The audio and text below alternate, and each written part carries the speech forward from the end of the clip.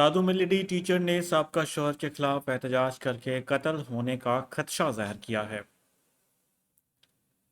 नाका मुंदर नाके की कॉलोनी रिहायशी है। सूरज बब्बर ने प्रेस क्लब पहुंचकर प्रेस कॉन्फ्रेंस की। आइए आपको दिखाते हैं। दे रहा मैं चाहती हूँ कि मेरा डॉक्यूमेंट सामान जो भी है, मेरे बच्चे 7 महीनों से मुझे नहीं मिले हैं, मैं उनसे मिलने के लिए तड़प रही हूँ, वो मुझे नहीं मिला रहा मेरे बच्चे।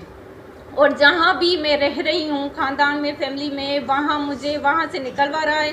और मैं रेंट पे अभी रह रही हूँ अकेले तन्हा, तो भी उसने एक लुंड लोग हैं उनको पैसे दिए हुए हैं कि इसको कत्ल करवाओ, मुझे कत्ल करवानी है। क्यों?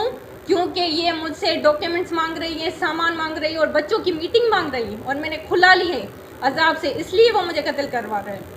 मैं एसएसपी साहब के पास गई, उसने बहुत, मेरे एसएसपी दादू ने मेरी बहुत हेल्प की।